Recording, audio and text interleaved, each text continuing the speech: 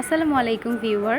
আজকে আমি আপনাদের সাথে শেয়ার করব খুব অল্প উপকরণ দিয়ে ঘরেই কিভাবে পারফেক্ট চিকেন বিরিয়ানি বানিয়ে নেওয়া যায়।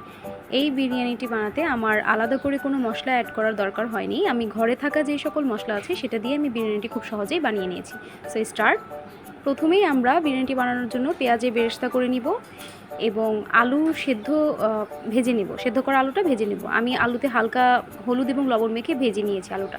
এরপর মাংস ম্যারিনেট করার পালা। এর জন্য প্রথমে আমি মাংসে আদা রসুনের পেস্ট, হলুদ গুঁড়া, মরিচের গুঁড়া, লবণ এবং গরম মশলা দিয়ে মাংসটা মেখে নিব। গরম মশলার ভিডিওটা আমার চ্যানেলে দেওয়া আছে, আপনারা চাইলে দেখে নিতে পারেন। এবং এর সাথে টক দই অ্যাড করতে হবে। ভালো করে মাংসটা মেখে আমি 30 মিনিটের জন্য ম্যারিনেটের জন্য রেখে দিয়েছিলাম মাংসটা। এরপর প্যানে কিছুটা তেল দিয়ে মাংসটা আমি ভেজে নিব। মাংসের যে পানিটা আছে সেটা টেনে নিতে হবে এবং মাংসটা ভাজা ভাজা করে নিতে হবে। এরপর চাল ধোয়ার পালা। চালটাকে খুব ভালোভাবে পরিষ্কার করে ধুয়ে নিতে হবে এবং চালটা 30 মিনিটের জন্য পানিতে ভিজিয়ে রাখতে হবে।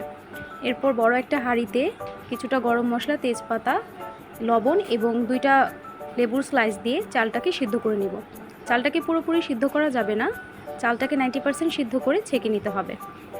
এরপর বড় একটা হাঁড়িতে ঘি দিয়ে ভেজে রাখা মাংসগুলো বিছিয়ে দিয়েছি।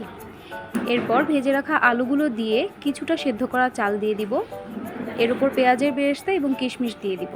তারপর বাকি সেদ্ধ করা চালগুলো এর উপর খুব ভালো করে বিছিয়ে দিয়ে একে একে পেঁয়াজের বেরেস্তা, কিশমিশ, ধনে পাতা এবং ঘি দিয়ে দিব ও সাথে কিছুটা কেওড়া জলও দিয়ে দিব।